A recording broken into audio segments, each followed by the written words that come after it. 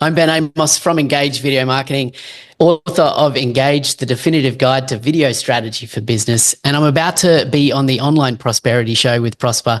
And I'm really looking forward to this show because I'm going to share with you mostly my journey, which is probably the first time on a podcast I've shared my journey in the detail that we will on this show, but also going to share with you some insights and tips and inspiration for how you can embrace video content strategically to actually get results for your business so that you're not wasting time and money on video that doesn't work. So see you on the online prosperity show.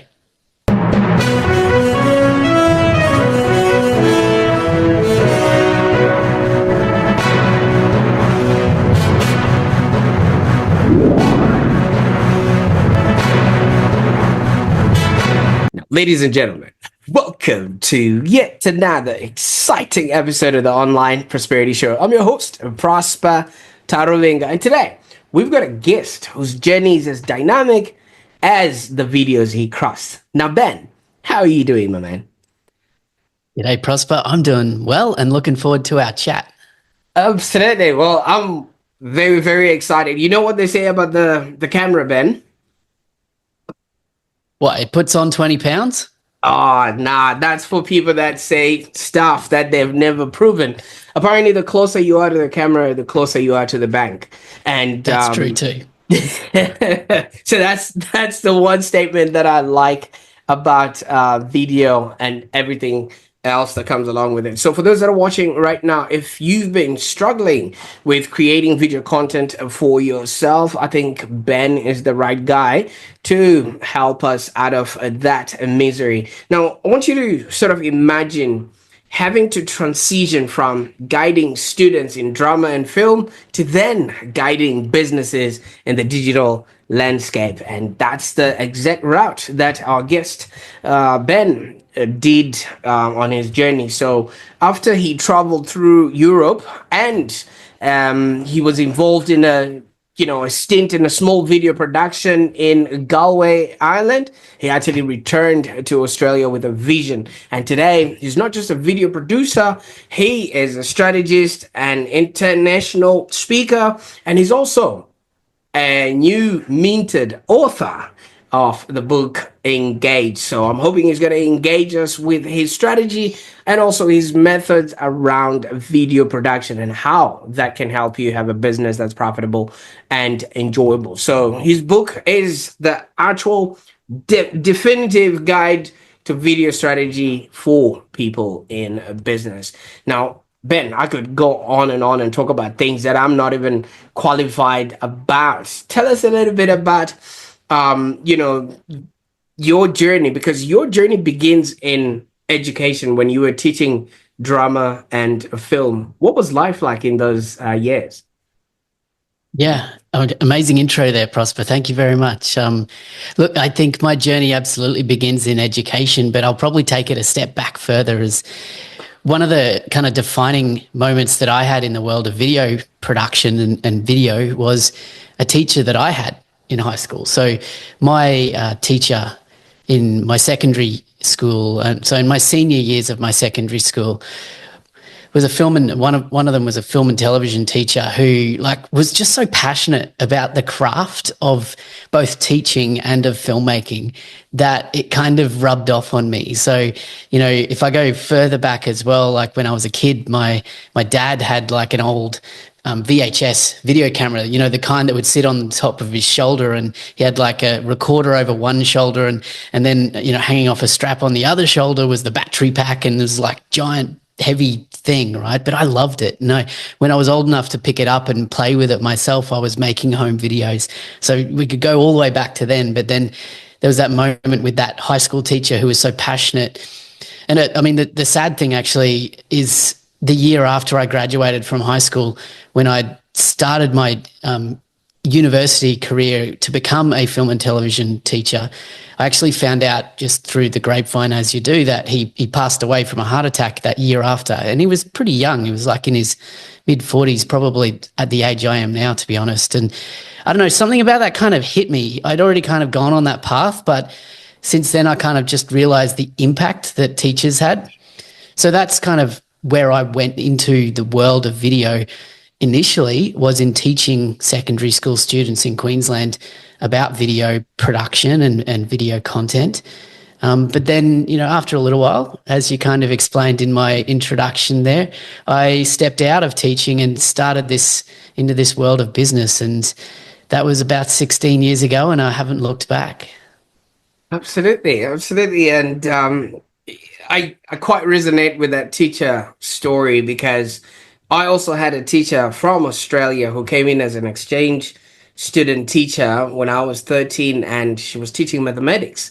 And during that time, she literally showed me that you can travel the world, be whoever you want, and do exactly what she was doing. And here we are. So teachers really, really, are important, especially when kids are impressionable in that sort of aspect. But you also mentioned that dad had these cameras and was all with the technology of that particular time. Did that carry through, or was that just a period in his life where at least he was buying stuff he wanted as a kid as well? Yeah. I mean, I think, like follows like, and my dad, was into that kind of, hi-fi stereo systems before they were a thing, and was into, like, he bought a DVD player when they were cost an absolute fortune, right? When they were just brand new technology, and laser disc players and things like that. He was an early adopter into technology, but in a personal sense or a hobbyist sense, he never kind of pursued anything in that path. But probably goes back to his dad as well, who was into, like, Super 8 kind of filmmaking, like that old style as well. And again, my dad featured in his dad's, like, home movies, and so it goes back all that time, right? And I probably just caught the bug as well. But yeah, I mean, my dad was in a very and my mum as well, in very safe, I guess, employed positions their whole life. Maybe it was a generational thing in Australia, but I was really the first person in my family to step out of that salaried kind of position and into the world of business. So I had no experience in small business or in starting a business or in growing a business. So I had to figure that stuff out. But that's been a fun journey over the last 16 years. But definitely that love of filmmaking, and maybe being in the forefront of, like, technology and technology advancements was something that I think I've got from passed down the generations, probably. Absolutely. I bet you are the one that would read the manuals and you're looking at the remote button, the remote, because Yeah. those were the duties that I also undertook with my parents. I would read the manual and then I would show them how to use the remote control and things of that nature. But amongst, obviously, when you were growing up, was this like a shared thing amongst the peers that you had, or was it just a Ben Amos type thing? Because usually when there's a generation, all the kids would have the same toys, same shoes, or same sort of hobbies. Was this like shared amongst the people you hung around with, or most of them were interested in different things? Oh, look, it was probably, particularly in the high school years of studying film and television as a subject. My friendship group were also studying the same subjects, and we're doing a lot of film projects together as part of that. I think that there was a shared interest in that. But if I extend that to my family, I've got an older brother and a younger sister, similar ages, within a couple of years. I don't think there was um, the same excitement or interest in some of this technology with my siblings than it was with me. So, and they've gone into various other careers and pathways, but I think I was the one that probably took that and ran with it the most. Absolutely. And during the time you were a teacher and things like that, were there any students that you would, look at and be like, wow, this person is going to be really good if they just stick with it? Or was it just, yeah, let's just do our job and the kids were coming in and going as they pleased? I think one of the things that I really thrived on the most as a high school teacher was those students that just really embraced everything that you're teaching. And I think as a teacher, or as a leader, or even as a speaker today in what I do, I think the real joy and value that you get in sharing knowledge is when people adopt that knowledge and they actually do something with it, right? I think one of the most frustrating things is when you teach, whether that be in front of a class or whether that be, in a workshop or, on from stage as a speaker, and it like hits a wall and does nothing, right? And I think that's really frustrating. So to answer your question, Prosper, were there students who, I saw that potential in more than others, and, who I potentially was excited about what they could do in this career? Absolutely there were. And I know some of them from, loosely kind of tracking what they've been up to. I know that some of them have pursued some of that as a career, but also as a high school teacher, I think you don't really have that sort of visibility. Like I never had the chance, for example, to thank or really feed back to my high school film and television teacher what he meant to me, what that time in that class meant to me. And I think most of us probably don't, right? So I think if the listeners kind of think back to their own teachers who have influenced them or had that impact on them, have you reached back out to that teacher and let them know? You probably haven't. And so chances are the teachers probably don't know what's happened, unless you've gone on to become like, I don't know, super famous in what you do, right? And they've seen you on the news or something. So I think, I think it's hard to really know the impact that you have as a teacher, but I know the impact was there. Absolutely. And what would it mean to you if somebody showed up and said, "Hey, Ben, because of you, I did not give up when you were my high school teacher"? Ah, I mean, amazing question. I think it would mean everything to me. I probably wouldn't know how to take it, to be honest, because that period of being a teacher for me was, a limited period in my life of, it was 7 years in total that I was a high school teacher. And, some of those I was overseas and things like that. But yeah, so I think humbly, I probably wouldn't know how to take it, but it would mean everything to me. Absolutely. I had that opportunity, Ben, with my maths teacher, and it was all televised. There was just a whole Amazing. different experience for the both of us, because none of us knew that this was ever going to be a thing. So I can only imagine. But obviously, with these sort of sentiments around teaching and what it meant for you and the people that also inspired you into this whole game, why would you leave that? That's a good question too. Look, I think the reality of being a teacher in the state secondary school system here in Queensland anyway, and probably across Australia, maybe even further afield, right, is that the reality of that job is that the act of teaching and, being a teacher is a very small percentage of that job. I think the larger portion of that, at least my perception of it, was in behavior management, was in, reporting, was in, doing all of these other things around being a teacher that took you away or wasn't the direct act of teaching, right? So I think for me, the reason why I left teaching was twofold. You mentioned it in the introduction there that I was inspired by some work that I got to do, when I was traveling overseas. But also I didn't see myself in the longer term, still being that classroom teacher 20 years down the road. I don't know. I felt like there was more that I could do. Whether that was right or wrong, I don't know. But I took that leap and I went on a different path. Absolutely. I mean, obviously, things happen in life that either get you to make choices, and this is the time that you would have made that choice. But was there something that was now brewing? I mean, obviously, when you show up to this school or class that you really kind of sensed, I think my time around here is done. Yeah, I mean, that happened for me when I was traveling. So, I grew up in Australia. We had a little bit of a chance to visit some international countries on family holidays, but basically, grew up in Australia, went to university in Australia, ended up teaching in Australian schools.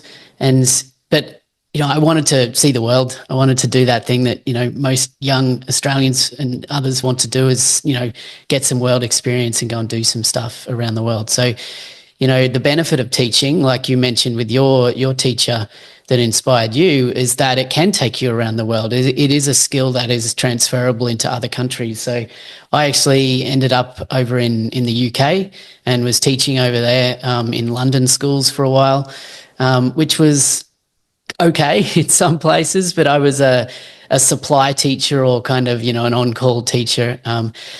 When others were sick and called, I'd get ready every morning in my suit and tie, which is the standard thing for teachers in London, right? You have to wear your full suit and tie, not like in Australian teachers. I'd get ready by 7 a.m. and wait for my phone to ring, and that phone would be the call whether or not I was going to be sent off to a particular school to fill in for the day, or whether I'd take the suit and tie off by 7:30 and go and do something else for the day. So, I was doing that for a while. It was good money, but there was some pretty rough schools that I was in, and I was a little,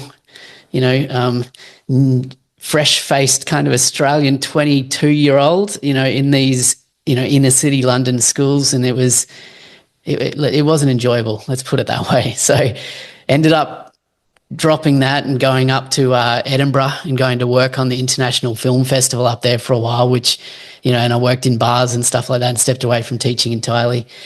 Long story short, I ended up in Galway in Ireland. For various reasons, ended up going to live over in Ireland in a little town called Galway, and I ended up working for a small video production company. So he was a one-man band. He was like a guy who branched out from wedding photography into corporate video and audio visual and things like that. And he had the whole kind of west coast of Ireland sewn up. So any project, any job, any company that needed anything like that back then, and we're talking nearly 20 years ago. So, it was different world of video there. It wasn't really online video content. It was on DVDs and some, being put onto other tape devices and things like that, right? But yeah, so I ended up working for him and being exposed to the world of small business. I was like, there are people out there that pay you to make stuff like this. And I didn't realize that was the case. And I kind of observed him as a business owner, and he wasn't a good business owner. He ran a very sloppy kind of a business, let's put it that way. But the business kept coming to him because of the relationships that he built.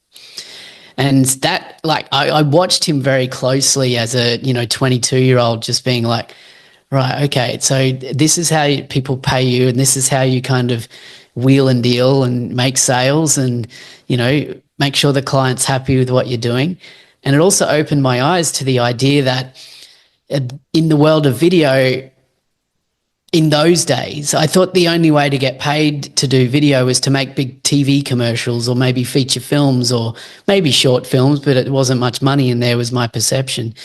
But this company that I worked for in Ireland, he was making training videos for pharmaceutical companies. It was making product how-to videos for, white goods manufacturers. A bit boring maybe, but these are the kinds of videos that people were paying quite good money to get made. But that's not the kind of videos that your average public would necessarily see, right? And it made me realize there is potential to start a business and to do this and get paid for it. The other thing that he did, because he kind of did everything in the world of video, was made wedding videos, right? I had not been married. I hadn't really even been to that many weddings at that stage. I didn't even know that people had wedding videos. But then I was like, I filmed a few weddings in Ireland, and I was like, that was kind of fun. They paid quite good money to get these videos made of their wedding. So yeah, that just kicked off that idea for me of maybe when I come back to Australia, I don't need to go back to teaching. Maybe I can start to try and do this myself. And that's kind of what I did. I came back to Australia. I kept teaching for a couple of years, but the business was starting to be formed. I registered a business name and started making wedding videos not long after that, and then started making business videos after that. And like I said, that's 16 years ago. Absolutely. And that's a really interesting, serendipitous, line of events, because it's the people that you meet along the way that then showcase to you what is actually possible. All right. And I think that was somewhat of your Roger Bannister moment where, the things that you never thought existed, like you said, most of the videos that they were doing when, were hardly seen in the public space, which is what you would have just, thought video is to create some commercial that goes on TV. And that's the only line of sort of sight that you had there. And with this newfound knowledge, I can only imagine what happened next. Yeah, you talk about that serendipity, and it's something that I only recently reflected on when I was sharing this story with just personally with someone else who asked me about how I got started in this business, and it made me realize that it really was that serendipity because I landed in Galway and Ireland with no job, no idea of what I was going to do. My now wife, who was my girlfriend at the time, moved to Ireland with me, and she had a job, so we kind of knew that we'd be able to pay the rent in the flat that we had secured. But I had nothing. I didn't know what I was going to do, and there was a local newspaper there, which I think came out once a week, and it was the day of release of that newspaper, and in the back of that newspaper is like the job classifieds. That's how you used to look for jobs back in the day, right? And I opened it up, and right there, right at the top of the job classifieds, because there's not many, it's a relatively small town, Galway, was that job ad for that position with the company that I ended up working with. And I applied. I sent an email. I got a response straight away. It said, "Hey, can you come in today?" And I was like, "I'm not doing anything." So I walked in. I didn't have a car or anything. I walked in and went and met with the business owner there, and he offered me the job on that day. And he said, "How did you hear about the job?" And I was like, "Just saw it in that newspaper." And he said, how funny that you just happened to be there because this job only opened up, only like published it today, and it only decided to do it last week. And, you're like the perfect fit for what we need in this business. And yeah, like it was just really serendipitous. If that didn't happen or I didn't see that newspaper or something like that, who knows which direction I would have gone in. I can imagine. I think it was Steve Jobs that said you cannot connect the dots looking forwards. You can only connect the dots Right. looking backwards. And had you not be in that city at that time with that person, none of this would have happened. So it's just, so many things needed to happen in order for, the results that we're looking for. And luck is just maybe something that not a lot of people would, you know, want to subscribe to. But if you would look at it this way, this was a bit of a lucky strike Yeah. in your journey. But did this lucky strike follow you through, or were there any more new leprechauns along the way since you were in Ireland? Yeah, look, I mean, Ireland was fun. It's an amazing country, amazing people. I was only there for a year before I had to go home because of, my visa, my holiday visa was working holiday visa, sorry, was ending. So, I did have to return back to real life and settle down, so to speak. And I did that. And, yeah, so I mean, that was kind of where the Ireland part of my story ended. But then, the world of trying to figure out small business was really what happened next. And, I think anyone who might be listening who has either started a business or had exposure to the idea of starting a business from zero, from nothing, which for me was just doing that from a spare bedroom in our house back on the Sunshine Coast in Australia. There's always ups and downs, right? There's moments of luck or serendipity on reflection, and there's also moments of what just happened. How did I get myself into this mess, right? So there's always ups and downs, right? And there's been countless over the years, but one foot in front of the other, I think, is always the way. And then, like you mentioned before, looking back though, you connect the dots and you're like, and you actually reflect on, that's how I got here. So I did that, I made that mistake, and then I got that, and then I did that, and everything kind of connects. And I think sometimes you got to pause and pat yourself on the back and think, I did this, I got here.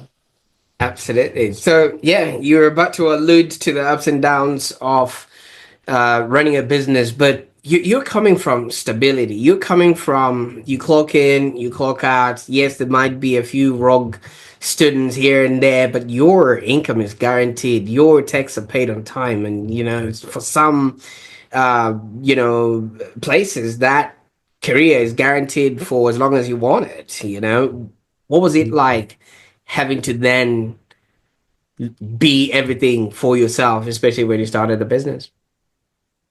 Yeah, I mean, I'm not going to lie that that's been a challenge over the years as well because, um, particularly like I said, I was living with my girlfriend at the time, now wife, over in Ireland. She's an Australian too, but we moved back to Australia together, and eventually got married and started a family and got a mortgage. And over that time, she's had a government job. She works for Queensland Health, so she's got that stability, right? That I had in Education Queensland as well. And, so there's been challenges where, not having that stability of income and knowing where the next job's coming from over the years has been a challenge. But, I think you learn to back yourself in business and as an entrepreneur, and the ability to, whether it works or not, the ability to say to yourself, I know how to make money, I think is something that you learn to embrace as well. Because, like I said, it doesn't always work. But if you look ahead and you look at the forecast and you're like, it's looking like tight, it's coming up, it's going to be tight, cash flow is going to be a bit of potential issue, then you think to yourself, what action can I take now that will bring in that income that I need in the future? And sometimes you hit, sometimes you miss, but you can take action, right? As an entrepreneur, as a business owner, that gets results. Whereas you don't sometimes have that same control or ability to control when you are a salaried employee. Like, yes, you can assume there might be job rate that, job improvements and wage increases and things like that, but that's not in your control, really. So yeah, I don't know. I mean, I'm not sure if I've become a serial entrepreneur or, going to never go back to some sort of a salaried life. But, for now and for what has been for quite a while now, I've really loved this challenge, I guess, of growing a business. Mm. And congratulations that you have.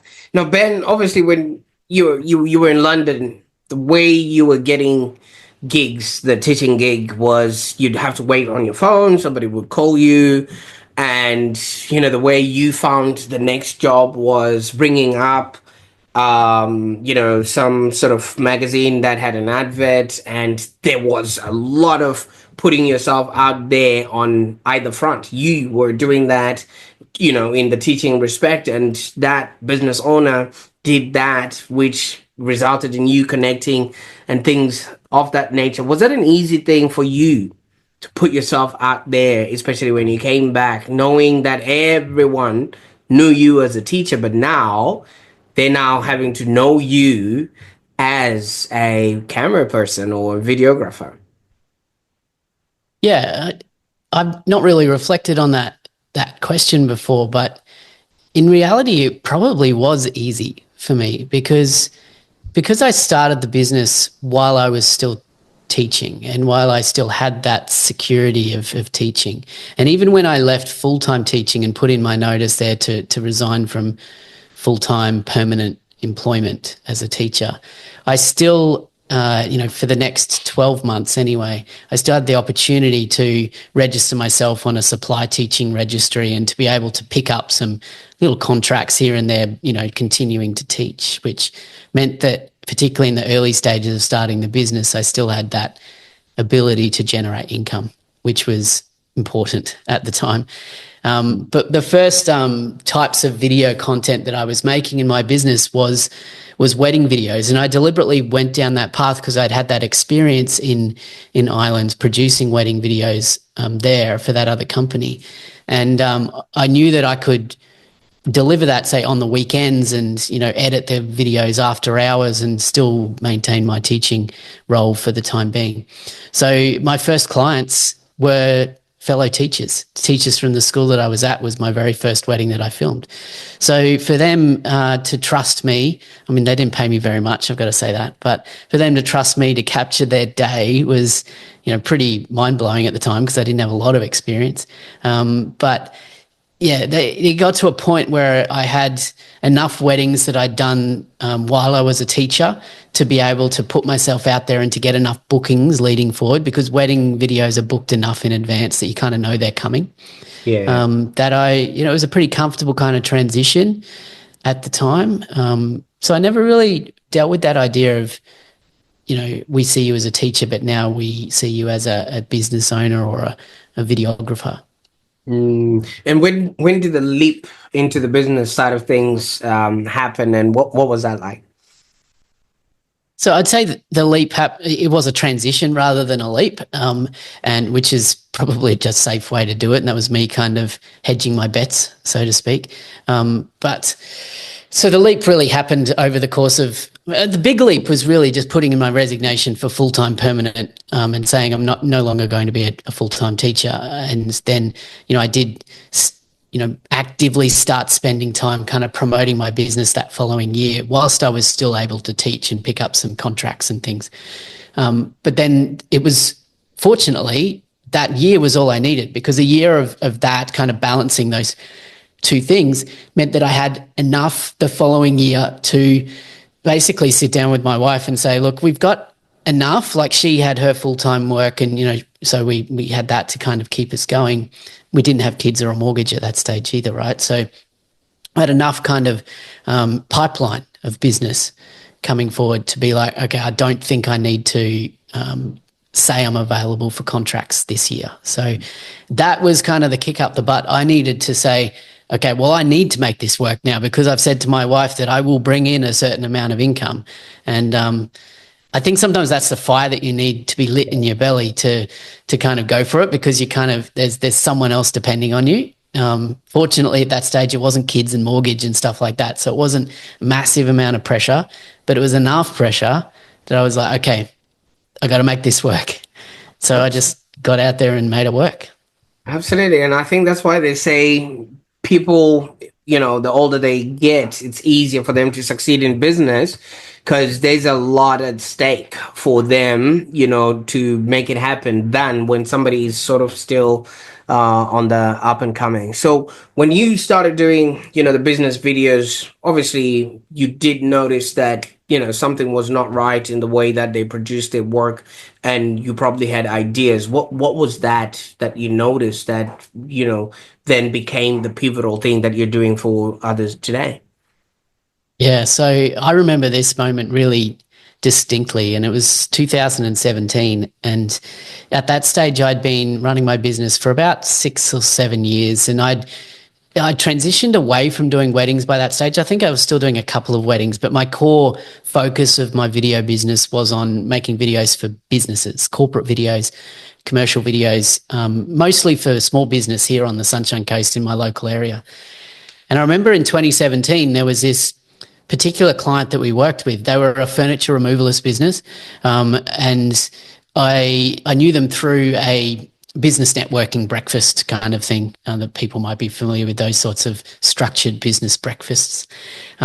So yeah, I produced some video for this removalist company. It was a brand video, like a brand story, and a couple of client story or testimonial type videos as well.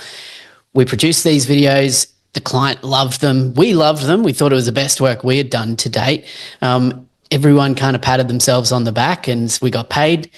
We moved on, right? We went and found another company to go and make some video for. Nothing kind of out of the ordinary with that, right?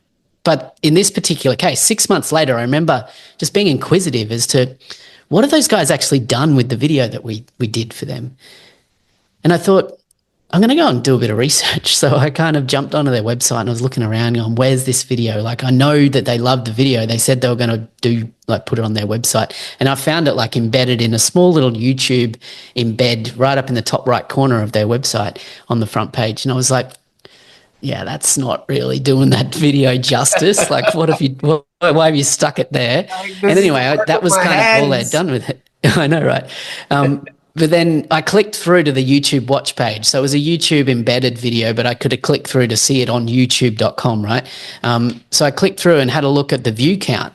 And I remember just being like, my breath being taken away and like just stopped in my tracks because over 6 months it had got 34 views. And I was like, that hurts, right? Like they spent about $5,000 on this video and 34 views was clearly no return on that video's investment, right? I realized that I'd failed my clients.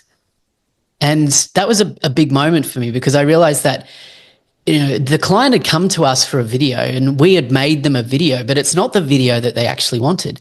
What they wanted was some sort of result that the video would give for their business, right? I kind of connected those dots. And I realized that the challenge here was that nobody was speaking to that client about what to do with the videos or even if it was the right video in the first place. I wasn't doing that. I was a creative. I was just making a video and making it good, right? But what I realized was missing at that stage was now what I refer to as the video strategy, right? There was no strategy in place. And because it was a small business, and increasingly since that point, small businesses have done more and more video content. It's kind of ubiquitous for a business now. They need to be doing some sort of video. But so many of them aren't going through, like the bigger companies do, through the marketing agency or the PR firm or the media buyer and those sorts of companies. And those companies traditionally would handle the strategy. They would have the bigger picture conversation around who are you trying to reach and how are you going to reach them and what channels are we going to use to reach them and how are we going to measure success. That's the big kind of strategy conversations that, say, an advertising agency would have with their big clients. But a small business isn't having those conversations. And if the video producer who they're going to or the videographer who they're going to get a video made is not having that conversation with them, then potentially they're just throwing money down the drains and making video for video's sake. So for me, like I said, that was a really pivotal moment for me because that kicked off for me the journey over the next 7 or 8 years of figuring out, well, what does video strategy mean? How do we best guide our clients to ensure that they're making the right videos for the right purpose and then using them in the right way? And that, ultimately, long story short, is now everything that's in the book that we talked about at the outset here. But it's also everything that we do with our clients today in my video agency. And fortunately, because I started talking about this stuff, after 3 or 4 years of kind of executing and implementing video strategies for our clients, some video producer friends of mine through some networks that I had realized they had the same issue. So they were having the same frustrations of like delivering work for clients and clients being like doing nothing with them. And so they started asking me, well, what are you doing with video strategy? Can you teach us that? Can you talk to us about what you're doing? And I ended up doing a podcast about video strategy and releasing a course and doing a group program, doing all that entrepreneurial online business stuff, right? And the more I started teaching this kind of stuff to other people, the more I realized the impact it was having for their clients and their business. And so ultimately, that's kind of why I wrote the book, is for those businesses who are struggling with video for video's sake, and for those video producers or videographers who need to figure out how to guide their clients better to ensure that they get results. So there's a long-winded answer there, Prosper, but that's the journey. Absolutely. But Ben, I thought we were done with teaching. You had to go back. I've always been teaching. Yeah, I mean, the reality is, even as a business owner, sales is teaching, right? Or the way I approach sales anyway. It's not about kind of convincing or, making someone buy from me. It's about teaching them, helping them understand why they need to buy from me. And so I've always been a teacher.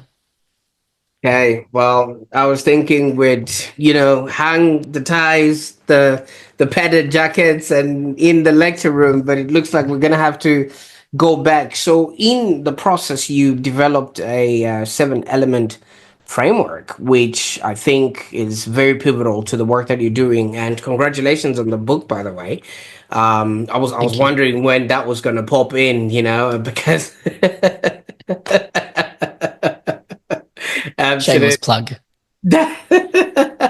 Absolutely, absolutely. Yeah, walk us through the seven element framework, please. Yeah. So, I mentioned that I started kind of hearing from other people that they wanted to know kind of what I was doing here. And initially I kind of crafted what is now the 7 elements to an effective video strategy, just to share it with my team, to be like, this is the stuff I've been learning and, talking to clients about. And I put it into a framework because it was the best way for me to communicate. And maybe that's the teacher brain kind of coming out and being like, how can I help other people understand how I'm thinking about this stuff?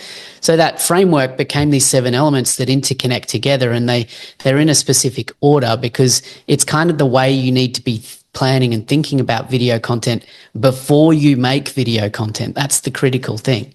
So I'll give you the overview of those 7 elements, and it's the foundation of the book as well. But those 7 elements are audience. So first, you need to really understand who you're talking to, understand your audience.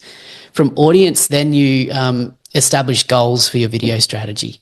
Okay, so knowing your audience should inform those goals that you establish for your video strategy. Those goals should then lead to the ideas that you execute in your content. Right. So content's the 3rd element. By content, we're not talking about like specific videos. We're talking about like, what do you need to communicate to your audience in order to achieve those goals, right? So audience, goals, content. Next, we decide on the distribution channels, right? So distribution is, where are you going to put this content when it's made? And obviously that can be very varied these days. Every social media platform is a video distribution channel. So you've got to decide strategically on what distribution channels you're going to roll your content out on. And then the next element is optimization. And optimization is the things that you do to or around your video content on those distribution channels in order to ensure that they're set up for success on those channels. So optimization is kind of critical, because if you have the best video content and it's on the right channel, but no one ever clicks play or no one ever sees it, then you may as well not have done it, right? So optimization is next. After optimization, we go to element number 6, which is metrics. All right, so then we determine what metrics are you going to measure in order to determine whether it's success or failure with your video strategy, right? And those metrics and the data that you get around your video content should feed back in and inform your strategy moving forward, because data-driven decisions are really important. So metrics is number 6. And then the last element is production. And production is, how do you actually go about making the video content? When will you hire a video production company to come in and spend some budget doing that? When should you use a smartphone style content? Or when should you use AI tools or webcam things, or whatever that production consideration is? That should come as a result of the decisions you've made in those previous 6 elements. The problem is, Prosper, is that so many people in business are focused on the production first. They're focused on, we need to do video.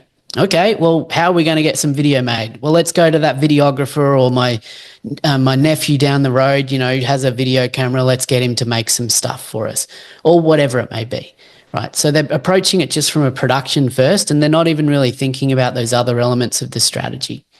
So that's the 7 elements, and they work together like that. If you're thinking about video strategy at its foundation, it's really about asking yourself the right questions around those 7 elements, getting clear on your answer, and then going off and executing. Absolutely. I absolutely love this, because with the audience, if you don't know who you're speaking to, then your video is just going to fall on deaf ears. And if you don't have any goals, you can't hit a target that you cannot see. And content is basically, what are you going to feed to that audience and where do you want them to go, or what's the next logical step? And the distribution is king here. Once the video is there, what is the actual media you're going to use to get people to watch this video as much as possible? And when people are feeding back, you can always optimize on the thumbnails and things like that. Sorry, I'm just going through your process because Beautiful. it is so well put together that it just really makes it easy for people to understand. And I understand now why you did this. And I don't know if instinctively you would have known that this was actually happening, because you went to said client and you noticed they had paid you $5,000, whereas if you implement this system, they could continuously pay you over and over and over again. It makes business sense. And it also helps the client 100%. in the process. Yeah, 100%. And I've seen that both in our business and also with students who have gone through my programs and, who are executing a video strategy first approach for their production companies, because clients don't see you as like delivering a product anymore. They see you as delivering a solution, right? And it's that idea of like, what are you getting paid for really? Are you getting paid for delivering a video? And if that's the case, then go and make the most cinematic, beautiful video, or charge based on the video that you produce, right? Charge based on how many hours you're out there with a camera, how much your drone costs to go and get that beautiful drone shot, that's commodity-based pricing. Go for it, right? But at the end of the day, if you can produce a video that for a business produces, I don't know, $10 million in revenue because of one video, then if your video is responsible for that outcome, then you can be responsible for that as a video strategist, right? And that's that solution-based approach rather than that product-based approach. So clients have and do see us as partners to their long-term success. And, that's, I think, whether you have a video producer or a video strategist in your corner as a business owner who can be that partner in your long-term success, or if you're a business owner and you're looking at video as being a long-term successful strategy for you, then strategy is critical here, whether it's being delivered by a partner like us who helps you do that, or whether you are taking a strategic approach as a business owner yourself. Either way, you'll be set up for success. Absolutely. You remember when we first started, I said the closer you are to the camera, the closer you are to the bank. Because with video, you literally can be available 24/7. Even if you're not available physically in that jurisdiction, your video can do all the selling for you. And I've seen you've done really good with your VSLs. And I was actually watching. I never really do watch videos, but I was really watching yours, and I was like, this is really well done. Yeah. Congratulations on Well, thank you. all the work that you've done. But Ben, I mean, obviously, you almost cried when I asked you if any students came back, and said thank you. And obviously, those days are probably gone. Maybe one day, now that you've written a book, another student is just going to show up in the woodworks and be like, "Hey, Mr. Amos." All right. But obviously, you've now been really changing the lives of, a lot of business people who have like an instant, ROI based on the work that you are sort of doing. Now, reflecting on your journey, what's been the most sort of rewarding outcome or achievement so far? And how has that actually impacted you as a business person, knowing what we know about how you almost cried about not having students coming back at you? Yeah, I think the most rewarding thing for me is seeing that long-term success, right? Because for clients in business, when you have clients over a long period of time and you can see the growth of their business and you can reflect again on reflection, usually is when it happens, on the impact that you've been able to have on that journey, I think is ultimately really a whole bunch of different clients that we've had over a long period of time that I can see the impact we've had on their business. And the benefit is, fortunately, they keep coming back for more and they keep seeing us as that long-term relationship. But then on the other side of the coin, like in putting my ideas out into the world through, not through my video agency, but through my personal brand and my podcast and my courses and now the book, I've had easily, I can count, 10 different people who have reached out, students or people who have been through my programs who have reached out to me and specifically said the impact it's had on the bottom line of their business, the clients that they've won, or the way that it's changed the way they've thought about how they deliver their service for their clients. That really fires me up. You know, it might only be 10, but I know that if 10 have actively come back to me and said that, then there are many more who have had that change and that transformation. And I hope the book allows that too, to be honest. But yeah, I mean, that fires me up and keeps me doing this stuff as well. Absolutely. Now, when I was introduced to you, I was like, wait a minute, that's Elijah Wood. And only to then realize, oh, it's only Ben Amos. I bet that happens to you all the time. It used to before I had all the grey hairs. Yeah. So, I mean, look, I think it has happened before. There was a time I said I was working at the Edinburgh International Film Festival back in my early 20s when I was traveling the world there. And, part of my job was in the media, like doing the press and media events as an audiovisual technician. So I was doing the, microphones and stuff like that. So I was hanging out at one of these media events, and it's funny you mentioned Elijah Wood because I ended up chatting to, or a guy was just chatting to me. He had a beer in his hand and he was just chatting to me in the semi-darkness of this, club where this media event was happening for a movie that Elijah Wood was actually in. And he was chatting to me for a while, and then suddenly he kind of clicked and he looked at me funny and he said, "You're not Elijah Wood, are you?" And I was like, no. And he's like, "Oh, sorry, I got confused." And I was like, "Did you not pick up the Australian accent at least?" But anyway, nobody could pick Australian accents over in England. They thought I was, I don't know, Canadian or something. But yeah, it's a funny story. So there you go.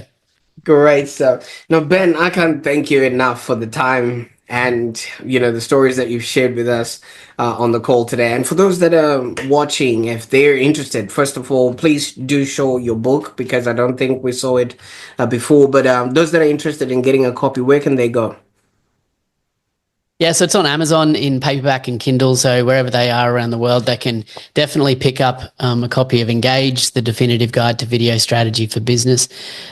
So that's the best place. But also, if they want to just get a little taster as well, I'm happy to send them to engagevideomarketing.com/free chapter, and they can just download a free chapter of the books right there. Just get it and have a little read, see if it seems like something that they want to read more of.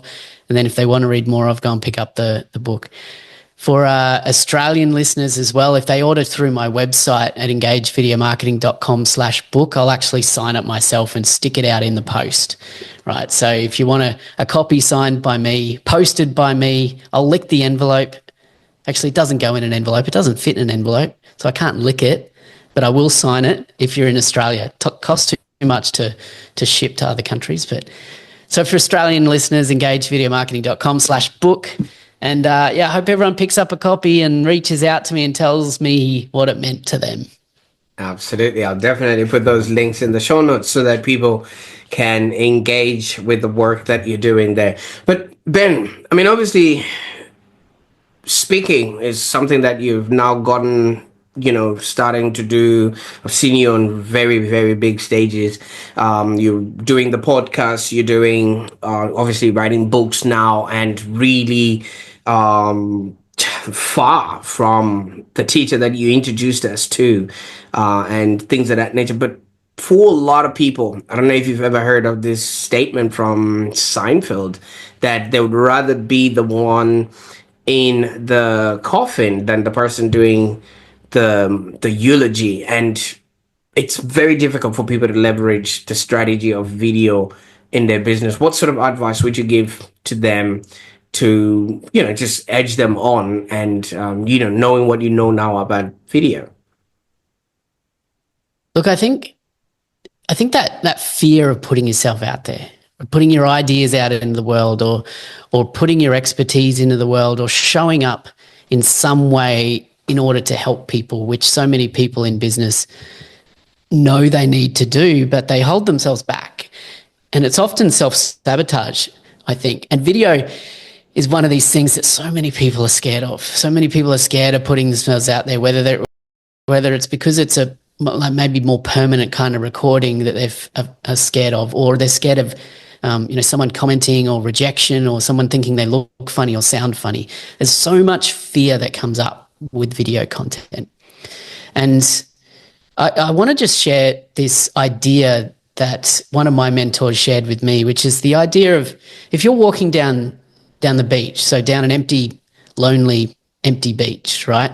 Early in the morning, and you look out into the ocean, and just beyond the breaking waves, you see something splashing around there, and you realize that there's someone there, and that they're having trouble swimming. They can't keep their head above water. And you looked up the beach and there's no one to be found. You look down the beach and there's a lifeguard tower that's a little bit in the distance, but you're thinking it's too far to go. I can't run to that lifeguard tower and go and get a lifeguard to help here. You're the only one who can help that person. So what do? In this metaphorical example? You run in there, you dive into the water and you go and save this person, right? So I want you to think about it like there's someone out there, whatever it is that you do or help people with as a business owner or as an entrepreneur or whatever, there's someone out there who needs you. They need to hear you. And yes, there might be a more qualified lifeguard, right, down the beach who can maybe that person's more qualified to save this person, right? But you're the person who's right there. You're the person who's showing up in their feed or in their inbox or with that video content. So you kind of owe it to that person to show up. You're not doing video content for you. You're doing video content for the audience, for the purpose of the person who needs to hear you and to receive your message at that moment. So hopefully that's helpful to leave your audience with that and inspire them to just get out of their own way and make a difference through video content. Wow. You know what I heard there, Ben? I heard, who are you to stop somebody from hearing the message that they could have heard from you? Are you that important that you would rather listen to your feelings and not go on camera? And if whatever it is that you were going to say was going to save somebody's life, then who are you to stop that person from surviving? Yeah. And, let's be honest, it's not life-saving stuff for many people, but I think it's an important analogy that people need you. People need to hear what we have to say. And, that was shared to me years ago, and it helped me get over that fear of putting myself out there and overcome that self-criticism and self-doubt. And I still feel it, but it's helpful. Well, Ben, you put yourself out there in a big way, my man. The books, the stages, the speaking, the podcasts, and you being on the Online Prosperity Show today. I can't thank you enough for the time, the effort, the journey that you have taken, and especially taking the time to share your journey with us and the invaluable insights with us today. Thank you, my man. Thank you, Prosper. It's been fun. Absolutely. For those that are watching, thank you also for coming along on the ride. And if you're eager to dive a little bit deeper with effective video strategies, I actually highly recommend Ben's book, Engage. It is the definitive guide to video strategy for business. And you can also connect with Ben through his website at engagevideomarketing.com. And you can follow him on LinkedIn, Facebook, or Instagram. I will definitely put all those links in the show notes so that you don't go walkabouts on the internet there, But before we wrap up, I want to encourage you to subscribe to the Online Prosperity Show for more insightful content like this, because in our next episode, we're going to explore ideas that will enhance your happiness and well-being. And if you found value in today's discussion, please share this podcast with somebody who might actually benefit from Ben's experiences and strategies. And don't be that person that lets your fellow community or audience drown just because you haven't clicked that share button like Ben has said. And I want you to remember something: the journey to prosperity is better when shared. Bye for now.